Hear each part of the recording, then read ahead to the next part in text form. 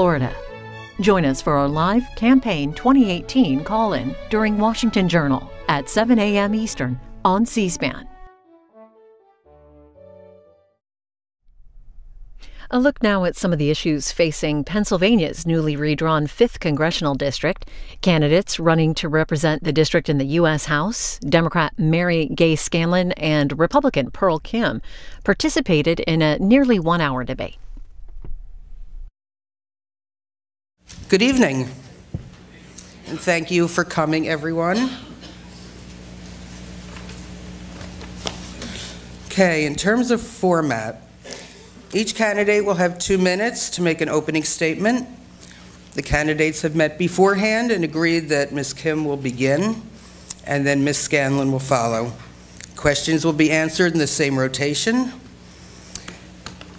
In terms of questions, candidates will have 1 minute to respond to questions put to them by you, the audience, via your cards that we are painstakingly going through to make sure that we can get every topic covered. And you can see league members are screening the questions, and they're being screened for relevance to the office that these two women seek, and that's the 5th Congressional District. We have a league timer who will hold up a yellow card to indicate that there's 30 seconds. So candidates, make sure that you look, and when you see the red card, that means stop, but you don't need to stop in the middle of a sentence. You can finish your sentence. We're not that strict. Each candidate will have the opportunity to answer each question, and each candidate has 5 wild cards worth 30 seconds apiece to use as they wish, with the exception of adding on to their closing statements. So if you want to use your wild card, just get my attention, wave it, make sure I see it. And I thank you for that. As we said, please turn off your cell phones. There will be no filming.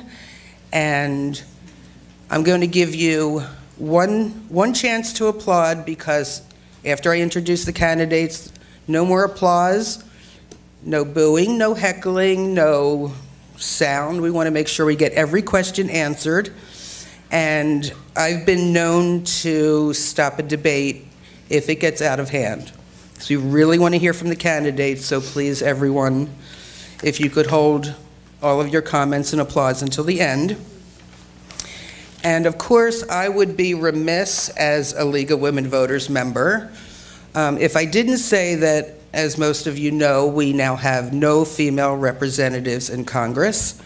And I'm thrilled to say, come election day, we know we will have one. So there we go.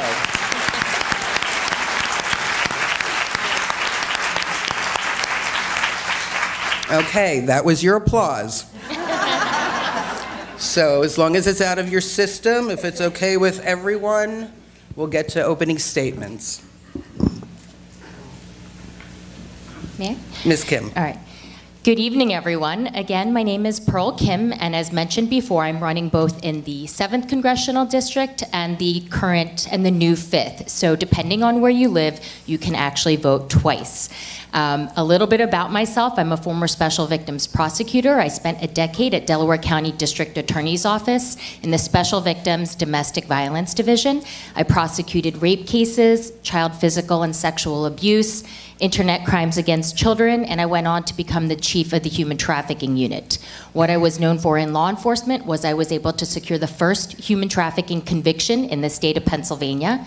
I then went on to work with state legislators, both Republicans and Democrats, to expand protections for victims. And then I was able to secure the first human trafficking conviction under the new legislation. While I was at the DA's office, unfortunately, I ended up getting sick and battling cancer. That made me realize that life is really short.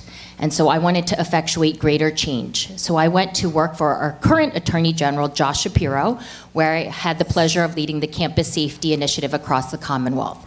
I worked on combating the opioid crisis, mental health, alcohol abuse, and campus sexual assaults. But as I was trekking across the Commonwealth, there was a recognition that a lot of the changes I wanted to actually make were federal.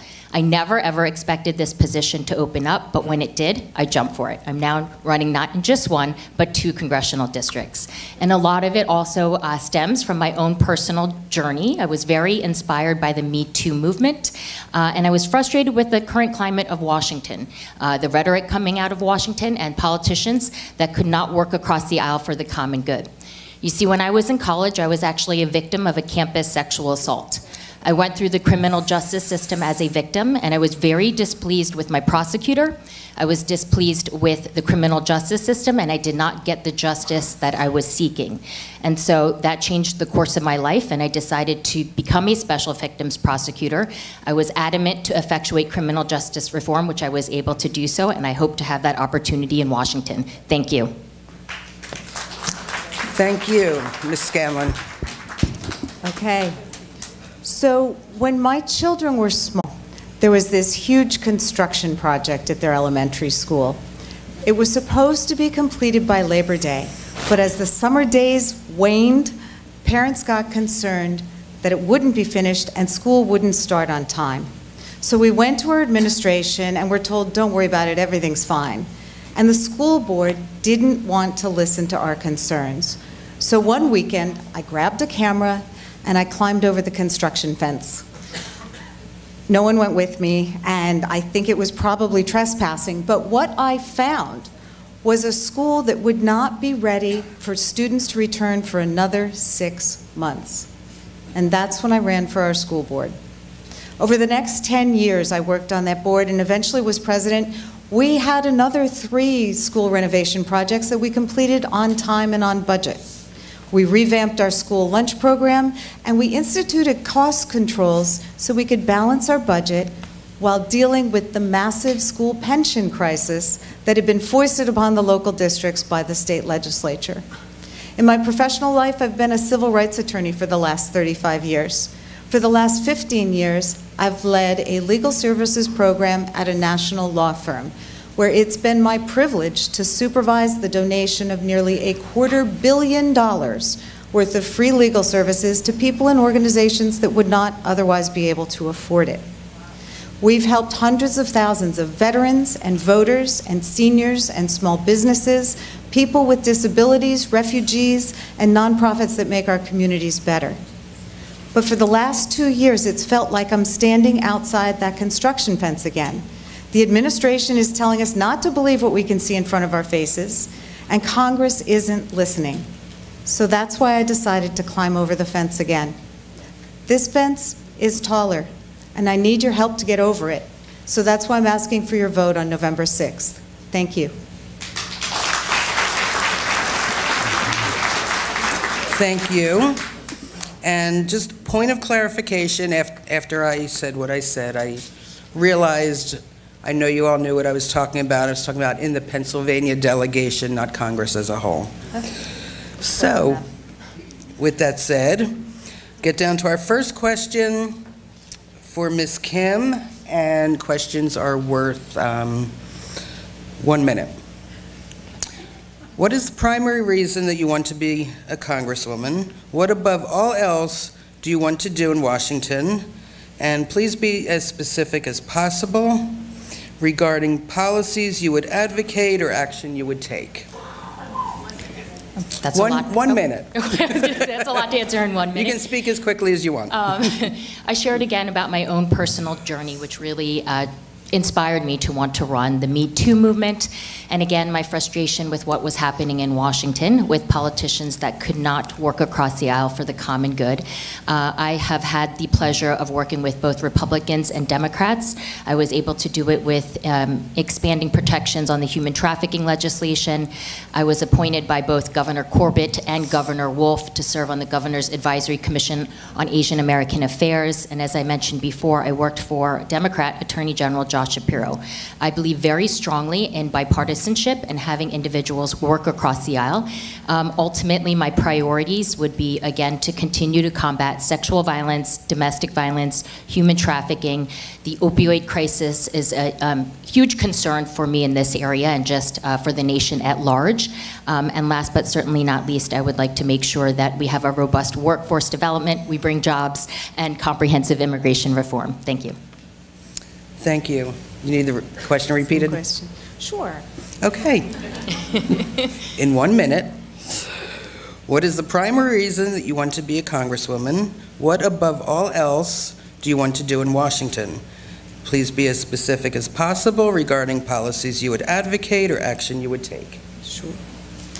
So, as I referenced in my opening, I'm not going to Washington to work on anything new. I mean, the issues I've been working on as a public interest lawyer are the issues I want to go to Washington for. It's just under the new administration and with what's going on in Congress, we're seeing the impact on the ground every day, particularly on issues involving immigration, issues involving public education, issues involving healthcare. So it's not a wish list of issues, it's the things I've been working on. As for some specific things I want to work on, I've signed on, along with 107 other people running for Congress this year, to make the first order of business of the new Congress to work on electoral and government reform, to work on 3 different areas: campaign finance reform, electoral reform, making sure that everyone who's eligible to vote can do so readily, and government ethics, making sure that those norms of government, which we thought were norms, like disclosing your tax returns, that those are now law so that it actually happens. So that's the general area that I want to work on first. There's also specific things to this county. The Philadelphia Health Department has been trying to outlaw tobacco that is flavored with fruit because it's used to attract kids to become cigarette addicts. The Pennsylvania legislature has said that Philadelphia can't do that. Congress can trump, so to speak, the Pennsylvania legislature. Thank you. Okay, moving on to our next topic. And this question, we'll start with Ms. Scanlon. What do you think of the Trump administration's approach to immigration? For example, the travel ban, border protection, and separating families. Please be specific and tell us how you would promote or legislate an immigration policy in Congress. Sure. I think some of you have heard me talk about working on the travel ban the weekend that hit. I was organizing lawyers around the country to go to the airports, not to protest, but to file habeas petitions to help the people who'd followed all of our rules, but while they were in the air, the rules changed. We worked on that. Then we developed a manual for immigrant families, how to protect your families and your assets in case you're deported. Because if someone gets picked up while they're at work, nothing says that Customs and Border Patrol has to take care of the children who may be at school. It's clear our immigration policy is broken. Even people who are trying to follow it are unable to do so. So we do need to reform our immigration policy, and what we really need is for the Trump administration to stop turning it into a weapon, to turning it into an issue to divide our populace. There's nothing that says we can't have a humane immigration policy, and certainly the immigrants I've worked with over the last 15 years have been assets to our community, not threats. Thank you. Ms. Kim. Yes, as the daughter of immigrants, my parents came here from South Korea with next to nothing, and they're very proud, and they're in the audience right now. They came here in order to achieve the American dream, and because they were able to do so, I've had this amazing opportunity to pursue mine, which is public service. I've come out publicly that I do not agree with the administration's stance on immigration. I'm very pro-legal immigration. I think we need to have more legal avenues of immigration, not less. Certainly, I believe in enforcement, but I think that there's a compassionate way of doing so. And I certainly do believe that we should be bringing in asylum and refugee seekers. We are the United States of America. Thank you. Okay, next question, Ms. Kim, you will begin, and we'll skip over to the environment. With the effects of global warming becoming increasingly obvious, what is your position on the continued use of fossil fuels in the United States? And what policies would you work for in Congress pertaining to fossil fuels?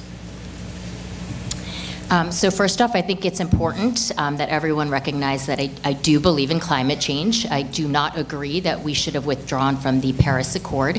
I think we have a social responsibility to this generation and to future generations to make sure that we keep our environment safe and clean. That being said, I do also recognize that this area, Philadelphia in particular, has the potential to be an energy hub, but we have to diversify our portfolio and make sure that we integrate and bring in clean energy and move towards cleaner energy in general. Thank you. Ms. Scanlon. Certainly. As someone who grew up during the late 60s and early 70s when the EPA was created, I've certainly seen the impact of having a strong environmental protection policy. And I find it really disturbing that the Trump administration is seeking to gut it. You know, obviously, global warming is real, and simply scrubbing the data from the EPA's website doesn't negate that. We do need to transition to renewable energy, and the federal government can play a large role in doing that, whether in developing alternative energy sources or helping promote transition. You know, when I was on the school board, we did several school renovations. We would have loved to put in solar energy or other types of renewable energy, but it was too expensive. Our neighbors in New Jersey were able to do that because they had state funding for those projects. So there's a lot we can do through the federal government, and I would look forward to being a part of that. Okay, thank you. And Ms. Scanlon, the next question, you will begin. I can relate to this question. Okay, whoever it was from the audience says, my health insurance premiums have increased 120% since 2015. Specifically, what will you do in Congress to stop and reverse this trend? Sure. So we have the Affordable Care Act, which the overwhelming majority of Americans favor. We've seen health insurance premiums increase radically because of efforts by this administration to undermine that act, removing the individual mandate and filing lawsuits to try to have the whole act declared unconstitutional. Look, the Affordable Care Act wasn't perfect, but it was the right idea, and we helped millions of Americans. We helped 70,000 people right here in the new 5th District. So we need to repair the damage that's been done to that act and then move forward with genuine negotiation of pharmaceutical prices, not by piggybacking on foreign countries, but by having Medicare negotiate those prices itself and moving towards a public option. Thank you. Ms. Kim. Sure. As a cancer survivor, I certainly believe that we need to have universal health care. I don't think that any parent should lose their home if their children get sick. That being said, I also don't agree with repealing the Affordable Care Act until we have something in place. I disagree with my opponent in terms of how to fund that. I don't believe a single-payer system would work in practice. I do believe that we need a hybrid system of both a public-private partnership. I would have concerns with the government running our health care. If we take a look at the VA, we can see the inefficiencies and the blatant concerns of the government running that. And so that's where I stand on health care. Thank you. Okay. 30 seconds. Sure. I would just clarify that I did not indicate that I was promoting a single-payer healthcare system at this time. I'm hearing for the first time what my opponent's positions are on many of these issues, and she seems to be running against the Republican Party's position, which I understand because I am as well.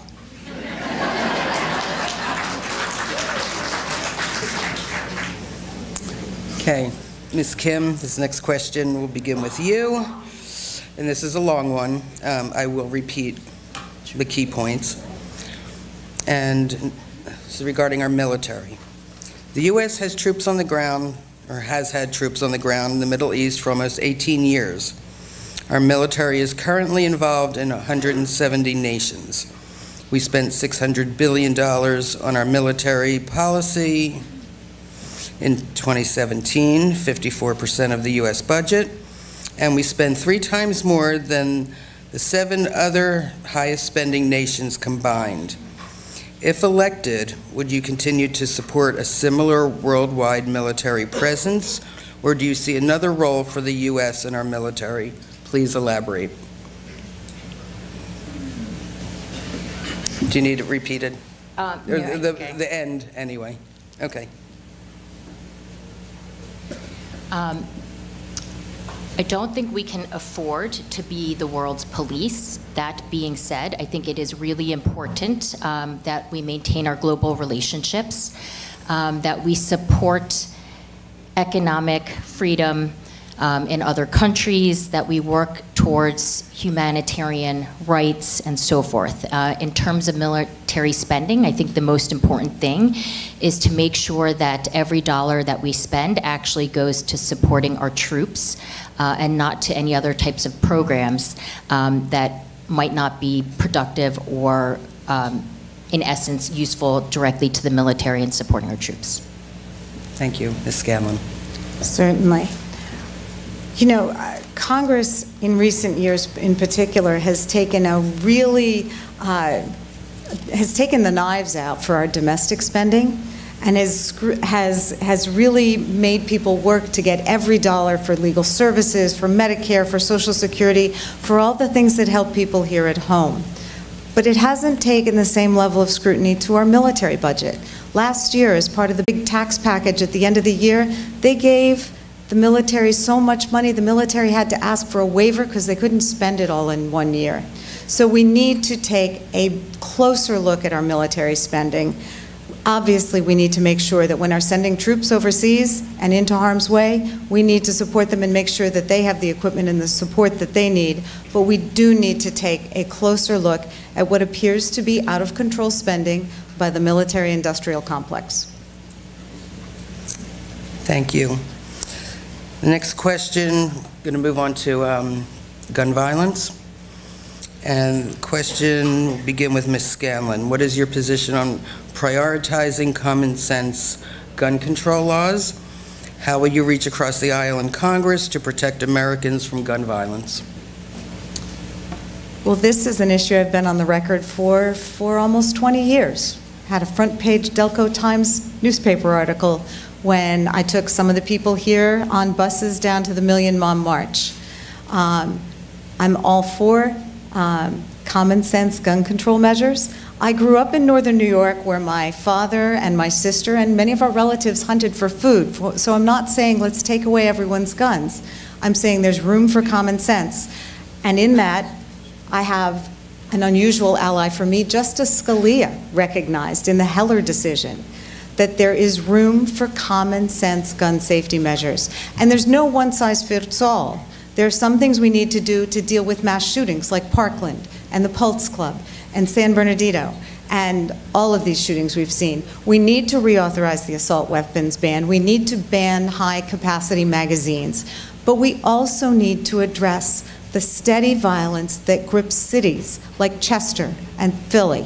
And we need to have common sense public health type solutions there. We need research, which the federal government has banned. We need research to show us how we can do that better. Thank you. Ms. Kim. I respect the Second Amendment, but I do support the red flag legislation that has been proposed across the state of Pennsylvania. And that is, you can petition the court if you or a select amount of individuals, whether it's law enforcement or immediate family, believes that a person could be an immediate threat to themselves and or others. I think that that's an effective piece of legislation. I think that there's no due process concerns as a result of that. It has been deemed effective to reduce suicides. We don't have enough data in terms of how to really predict an active shooter type of situation, but certainly some of the situations that we have seen, there were some red flags exhibited, so I do think that this piece of legislation will be effective. But that being said, I do think it is important that we focus on our district. The city of Chester has the highest murder per capita in the state of Pennsylvania. It was also named one of the second murder capitals in America. And I agree, we do need to do some sort of research. Why are the youth in Chester have more access to guns than they do computers? Thank you. Excuse me? No, okay. 30 seconds. Okay. I just wanted to mention that I did get an F from the NRA, of which I am really, really proud. My opponent got a question mark, so I'm learning about her positions on this tonight for the first time. Okay. And just to mix things up a little bit, I'm going to throw in a lightning round question, 30 seconds or less. Oh, okay. If elected, which committees would you like to be on? And Ms. Kim, you start this round. I think the judiciary would certainly be of interest to me, but also I see the potential of being on transportation and infrastructure. When you're looking at the 5th Congressional District, we have the entire Philadelphia International Airport in our district. We are certainly positioned in an ideal place to make sure that our infrastructure and transportation would be extremely effective in boosting our economy. And what most people actually do not realize is that my former specialty of combating human trafficking, where there are transportation hubs, there are human trafficking, and so I would also be able to make a difference in that. Thank you. Thank you. Ms. Scanlon. Interestingly, I'm also interested in judiciary. So judiciary is where many of the voting rights issues come. And we have been looking at Pennsylvania better than anyone knows about voter suppression issues because we've been subjected to gerrymandering, strict voter ID, and other means of suppressing the vote. It's also where immigration resides, and that is also an interest as I've been working in that arena for 15 years. Finally, that's where legal services resides, and there are other investigatory opportunities with judiciary. Okay. Thank you. And Ms. Scanlon, this next question starts with you. Public education has been a long-standing local and state responsibility. What is the role of the federal government with regard to education, and what specific measures related to public education would you make a priority upon your election? Sure. So public education is a local and state responsibility, and Pennsylvania schools have more problems than most because we have a very broken school funding system here. The 5th district is interesting in that we have 3 of the best school districts in the state and probably 3 with the biggest challenges.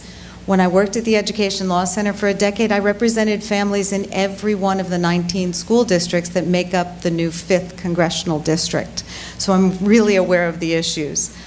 There are really specific things that the federal government can do. It could fully fund the special ed law that it passed 40 years ago. That would even out a lot of the disparities between school districts in this state.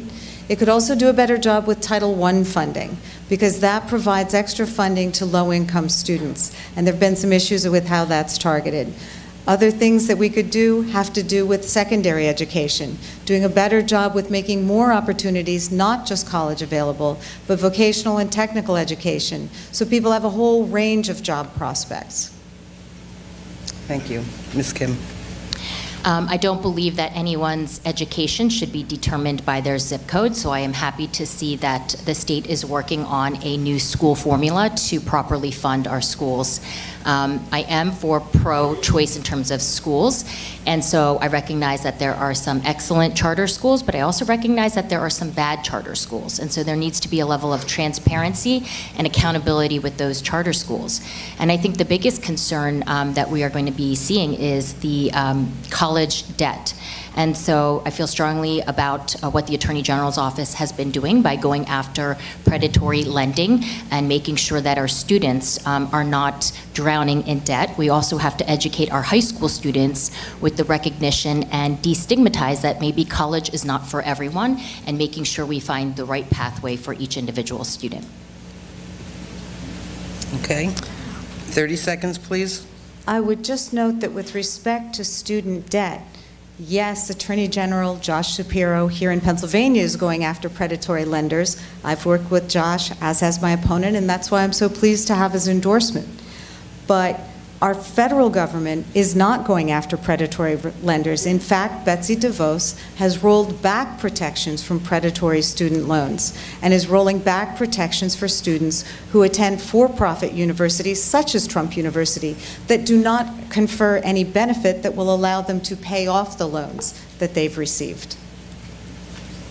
Okay, 30 seconds. I also have concerns with Betsy DeVos. Not only has she rolled back in terms of that, but also in terms of Title IX and protecting students for campus sexual assaults. It is very important to me, especially with my own personal story, that students are protected on college campuses. Not only do we have to continue to support our Title IX process, but colleges and universities should also be promoting the criminal justice response. Thank you. Okay. Ms. Kim, you start this next round, and it's on campaign finance. 90% of Americans feel that corporate and special interest money corrupts our political process. What would you do to curb the undue influence of money in politics and over our politicians? Yeah, I think it's completely frustrating how much money goes into political elections. And the biggest donor to my campaign is me, myself, and I. And so I certainly think that we need comprehensive reform of campaign finance in general. Another statistic is for women of color. It's statistically more difficult for women of color to raise money, and I think we need some sort of reform so that qualified individuals have the ability to run for political office. Right now, I am funded by myself, my friends, my family, and immigrants. Thank you. Ms. Scanlon. Thank you. Well, we do agree that we need significant campaign finance reform. I didn't know Senator Toomey was one of your family friends or an immigrant. So women have a much harder time raising money through campaign finance. And it's not just because we have a wage gap, but we also have a wealth gap. Women on average have 30% of the wealth of men. That makes it much more difficult to raise money for a political campaign. For the last 3 or 4 years, I've been working with Represent PA to raise money for women running for office in Pennsylvania. It's a necessary thing we need to do, but it's also why, is our campaign finance system broken? Yes, it absolutely is.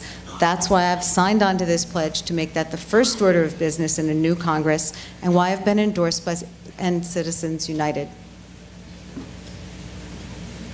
30 seconds. I do appreciate Senator Toomey's support, along with the local Republicans that have supported my campaign. But let's be very real. This is Pearl Kim versus Ballard Spahr.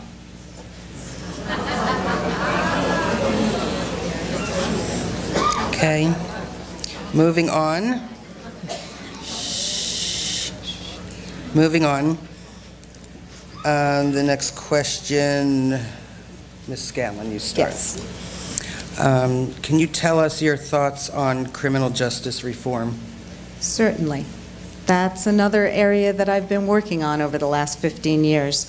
Under President Obama, there was a rare bipartisan moment where the Koch brothers agreed with the Obama Justice Department, and that was on the issue of mandatory sentencing and what it had done to explode our prison population, creating mass incarceration. So my colleagues and I worked with the administration to help individuals who are nonviolent, usually low-level drug offenders who'd served significant time, apply for presidential clemency.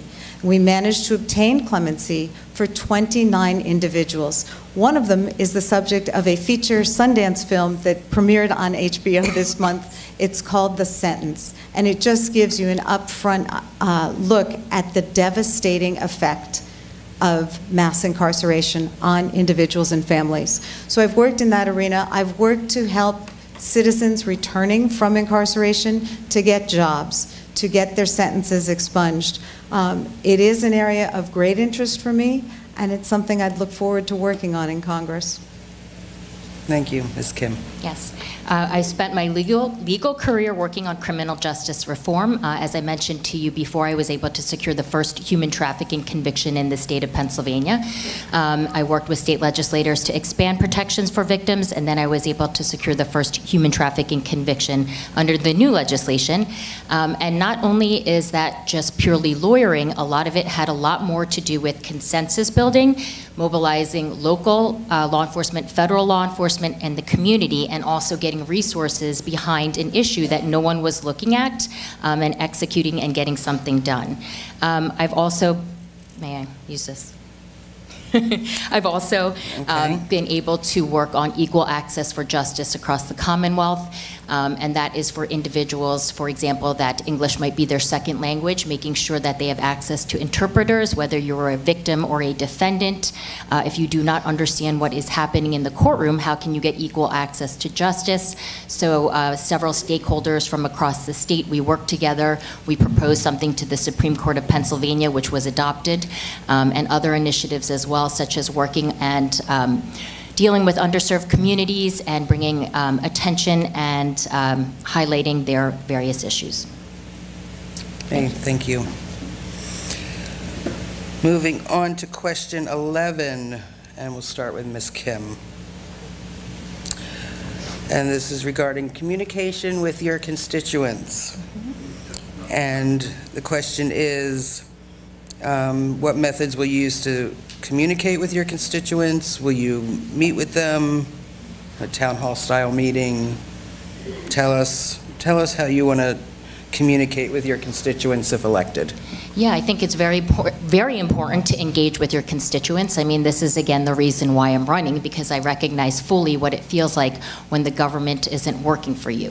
When I was a victim in my particular case, I did not feel like the prosecutor on my case truly heard me and dealt with me as an actual human being, but it was more of a job to her. And so I feel very strongly in making sure that all the individuals and constituents have access to me.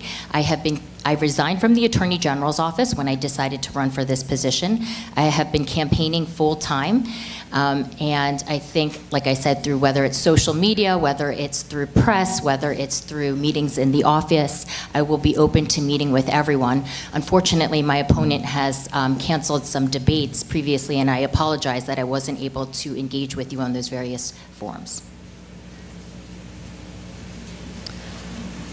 I find that interesting. I'm unaware of any debates that we canceled. And in fact, over the course of this campaign, I've engaged in over 20 forums and debates, some of which my opponent was invited to but did not attend. I even was at one at her alma mater with her just a couple weeks ago. So I haven't canceled any debates. With respect to communication with the electorate, we've found it really fascinating through this campaign to see the different ways that people engage. So we've had a texting program to text with millennials who prefer to receive information that way. We've sent out hard copy to, shall we say, more mature members who would like to receive information that way. We've done emails, we've had social media, we've done videos, and I would expect all of that to continue if I'm fortunate enough to be elected to office. I've also committed to doing quarterly town halls. Okay. You're testing me, aren't you? Okay. This next question, question 12, we'll start with Ms. Scanlon.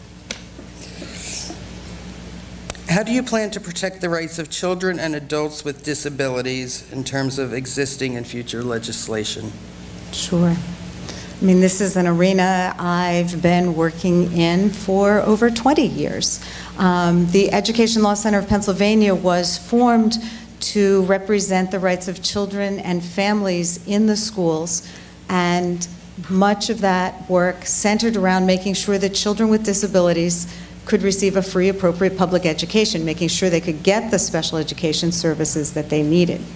In addition to work I did through that agency, which included class actions, individual representation, appointment to 2 statewide commissions to implement disability legislation throughout the state. I've also worked on adult disability issues, whether it's access to housing and work, or services such as making sure there's community-based housing as opposed to institutional. So I would continue those efforts in Congress. Thank you. Ms. Kim. Yes. I too have spent my career protecting children. When I was a Special Victims Domestic Violence Division, I worked with a lot of children, unfortunately, with both physical and intellectual disabilities. As you can only imagine, dealing with these types of crimes, it's very often that the most vulnerable are unfortunately subject to some of this, and so I devoted my career to working with these children, working with the schools locally, whether it be the city of Chester and or other schools, and making sure and ensuring that these children were getting the proper education and that they weren't being disadvantaged at their various schools. I certainly hope that this school formula that the state is working on will also help enhance and fund the schools appropriately. Okay, thank you. Next question, we'll begin with Ms. Kim. Can you tell us your position on the Affordable Care Act regarding pre-existing conditions, reproductive rights, access to quality health care for all, and would you repeal, reform, or keep as is? Yeah, I think I answered this previously. Like I mentioned before, I'm not interested in repealing the Affordable Care Act until we have appropriate system in place. That being said, certainly as a cancer survivor, I am here to protect pre-existing conditions. And again, like I mentioned before, I think that ultimately a hybrid system of a public-private partnership would ultimately work. But I certainly think that we need to continue to look and make sure we make the appropriate changes. Thank you. Could you repeat the question? There were several parts. Sure. What is your position on the Affordable Care Act regarding pre-existing conditions, reproductive rights, access to quality health care, and would you repeal, reform, or keep as is? Okay. I think I did say earlier that I'm very interested in reforming or repairing the Affordable Care Act and then extending it so that we can achieve universal health coverage. One of its great benefits has been coverage for pre-existing conditions, which affect so many people here and throughout the country. With respect to reproductive rights that I think my opponent didn't mention, I think we absolutely need to make sure that women have access to the full range of reproductive rights. Whether that's access to abortion, access to affordable and accessible health care, or birth control. We need the federal government to refund the teen pregnancy programs that were cut by the Trump administration. And we need to address maternal mortality, which is higher in this country by 2 to 3 times than the rest of the developed world and is getting worse. Okay, thank you. Next question, Ms. Scanlon, we'll begin with you. The U.S. deficit is higher than ever. Some have suggested cutting Social Security and Medicare to address this. Do you agree with this approach? If so, why?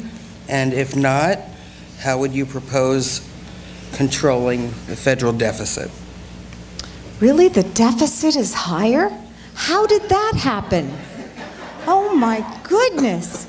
Could it have been the tax bill last year that was a $1.5 trillion giveaway to corporations and high-income individuals, permanent giveaway to those people, with the thought that maybe this time trickle-down economics will work? I think we need to roll back those tax cuts because it has created this false scenario where we have this huge deficit that now we're going to have to address by, oh no, cutting Social Security and Medicare, Paul Ryan's favorite entitlements. So I would have a different approach. I think when we're in a time with a growing economy, we should have a tax policy that works to reduce income inequality as opposed to exacerbating it. We discussed this. Ms. Kim. I certainly agree with protecting our Social Security. While I was at the Attorney General's office, I also supervised the Elder Protection Unit. You know, I recognize particularly in Pennsylvania, I believe we have the 3rd highest percentage of elders in Pennsylvania. And so I devoted my work also to protecting seniors. In terms of the deficit, Wasteful spending is something that we need to take a look at. My concern is that sometimes a lot of these programs are just simply on autopilot, and no one is really assessing the programs and going in and determining whether the outcomes are what we were seeking in the first place. Thank you. And the next question, how would you work to promote diversity and inclusion in Congress and in your district? And Ms. Kim, we start with you. Well, first of all, there has never been a woman of color elected into Congress in the history of Pennsylvania. And so by me putting my name in the hat, I am already changing the narrative of that and changing the narrative of politics. And I think that that's very important. Of course, I have devoted my entire legal career to diversity and inclusion. As I mentioned before, I served on the Governor's Advisory Commission on Asian American Affairs. I'm also on the board of directors for the Asian Pacific American Bar Association. We worked with affiliate bar associations such as the Hispanic Bar Association, the Barristers Bar Association, and other various associations to make sure that we worked on diversity and inclusion. And also in my different roles, whether it was at the District Attorney's Office or the Attorney General's Office, I was often designated as the liaison in order to be able to serve our underserved communities. Thank you. Next. I would look to the work I've done over my whole career. I mean, working at the Education Law Center, that was working on inclusion of people with disabilities. For the last 15 years, I've led a program at Constitution High School in Philadelphia. It's a magnet school in Philadelphia, where the idea is to help kids from throughout the city who are interested in becoming lawyers to explore the profession. Working with Represent PA, I've been trying to get more women into the state legislature. This summer, we had on our campaign, we had an internship program bringing in kids from throughout the districts of various ethnicities and gender to work on a political campaign along with a program called Democracy Summer. So working on diversity issues has been part of what I've been doing my whole career, and I would expect to continue to do so. And one major way to do that is by legislating for public funding for campaigns. It's been shown in the states that have adopted it that public funding for political campaigns helps increase diversity. Okay, thank you. Next question, Ms. Scanlon. How will you address the opioid crisis in our country? I think there's probably not a person here who hasn't been affected by the opioid crisis in some way. It is overwhelming, it's insidious, it's everywhere. We've experienced it in my family. I have a young nephew who became addicted to heroin, and if it weren't for Narcan, he wouldn't be with us now. So, in conversations with him, in conversations with medical professionals, we need to limit the harm right now. We need to look at safe injection sites. We need to make sure Narcan is readily available, but we really need to make sure that there's medical coverage and beds for people who are ready for treatment so they can get into treatment when they're ready to treat, and that they can stay as long as they need to. Ms. Kim. Sure. I don't believe safe injection sites are the way to go, nor do I believe that that is legal. I think the better way to approach this, number one, is to fund prevention. There's such a thing called trauma-informed care that I hope to see in a lot of the Pennsylvania schools, where you get to the root and the source of a problem so that students perhaps will not turn to alcohol and or drugs. In addition to that, I certainly believe that addiction is a disease, that we need to have treatment, but we need to find better treatment and make sure that there is better access to treatment. I also agree with what has been happening in law enforcement in terms of making sure that we are going after the big pharma, taking a look at them, and certainly I do believe that in terms of prosecuting traffickers should continue. Thank you. And Ms. Kim, I'm going to throw in a question here. Tell us something that we don't know about you that we haven't heard on the campaign trail.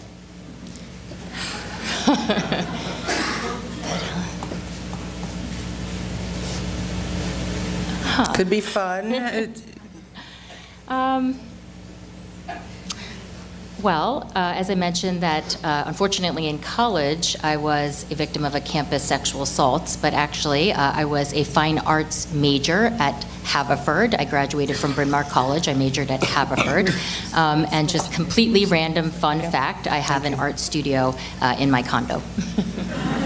Thank you. And Ms. Scanlon, what don't we know about you? I tell you about our chickens, but they've been in a video. Same with the rescue dogs. I tell you I won a disco dance contest when I was 20, but we had a disco video too. I learned to drive an outboard boat when I was 6 years old. Now you two are lawyers, right? Okay, we're not going there. And thank you both for humoring us. We are at that point of the program for closing statements. Closing statements are 2 minutes each, and as agreed upon, Ms. Scanlon, we will begin with you. I want to thank the League of Women Voters and the NAACP for arranging this tonight. You know, an hour's not that long, so if you have any questions about my positions or my background, please go to scanlonforcongress.com and you can look things up. You can also find your polling place, look up your voter registration, and if you need an absentee ballot, you can get it there too, but the deadline's October 30th. We were looking at campaign photos the other night, and I found one that's my favorite. I wanted to share it with you. Can't show it literally because we can't have props, but it was a picture of my husband and my 3 kids and I going to the polling place, our polling place, on May 15th. And it was important to me for 2 reasons. The first is, I'm a mom, I'm usually on the other side of the camera, and I don't have very many pictures of me with my whole family. But the second reason has to do with instilling the values you want to see in your children. I have been taking my children with me to that same polling place for the last 24 years for every election. We've gone when they were in strollers and in diapers, and we've gone when it was raining, and they've helped me push the buttons, and we've talked about the issues. With apologies to my youngest, I dragged him to the polling place when he had his wisdom teeth out and an ice pack on his face because it was the first time he could vote. But I wanted them to know there's certain things in life that are non-negotiable. You have to brush your teeth, you have to be nice to your neighbors, and you have to vote. If you're here tonight, I think you understand how important voting is. And the stakes in this election are so high. Congress is not doing its job. It's not legislating in a way to help the people in this district. And it's not acting as a check on the worst impulses of the Trump administration, an administration that has shown that it wants to roll back decades of progress in expanding medical care, environmental protection, civil rights, international relations, everything. So that's why November 6th, it's time to climb over the fence. And this time, I hope we go together.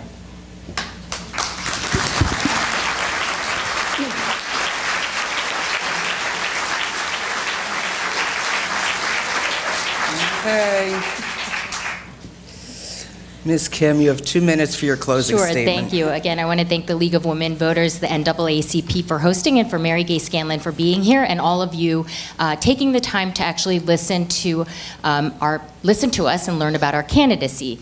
But what I want to leave you with is a couple things. Number one, I was an agent of change in Pennsylvania. As I mentioned to you before, I was able to implement historic criminal justice reform here in Pennsylvania, and I certainly hope to have that opportunity to do so in Washington.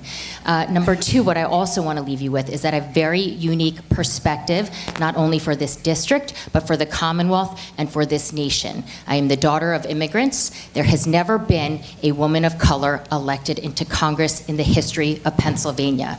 And with the current climate and the Me Too climate, the fact that I was a sexual assault survivor, a former special victims prosecutor, it is really time to have someone with that type of perspective in our government so that we can change our institutions.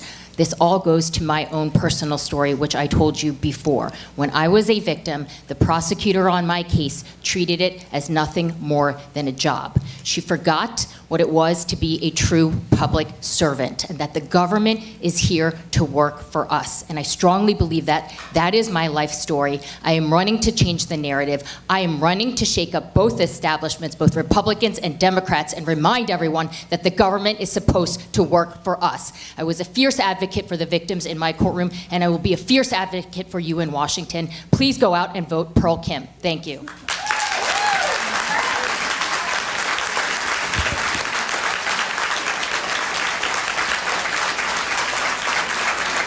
Hey, well, I want to thank our candidates, Pearl Kim, Mary Gay Scanlon, and I want to thank you for being such a wonderful audience. So now, another round of applause for everyone, please.